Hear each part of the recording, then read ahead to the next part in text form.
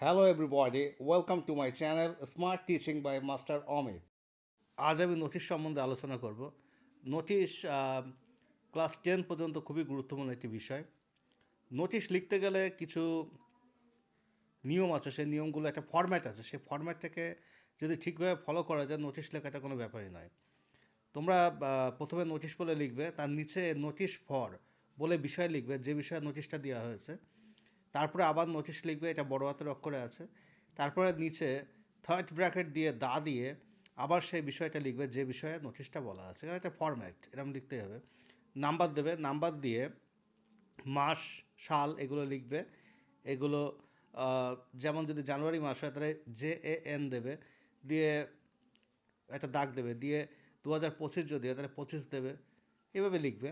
তারপর তারিখ দেবে, তারিখটা যেদিন লিখছো সেদিনের তারিখ দেবে।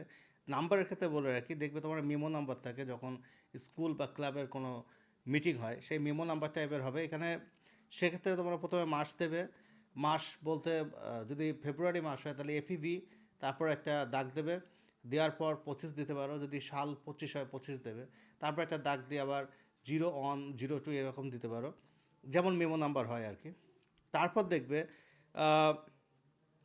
নোটিশ সাধারণত বা স্টুডেন্টস বা স্কুল বেসিসে হয় আর ক্লাব বেসিসে হয়। যদি স্কুল বেসিসে হয় তাহলে স্টুডেন্টস লিখবে, যদি ক্লাব বেসিসে হয় তাহলে সেটা মেম্বার্স লিখতে হবে। দ্য স্টুডেন্টস যদি স্কুল হয় আর মেম্বার্স লিখতে হবে যদি ক্লাব হয়। দ্য স্টুডেন্টস আর members are hereby informed that, এবার নোটিশের বিষয়টা লিখবে, of this year is going to be organised or published. যদি কিছু প্রকাশিত হয় বা যদি কিছু অনুষ্ঠান হয়, অন দিয়ে তারিখ লিখবে, ইনের পরে সাল লিখবে, অ্যাট দিয়ে সময় লিখবে।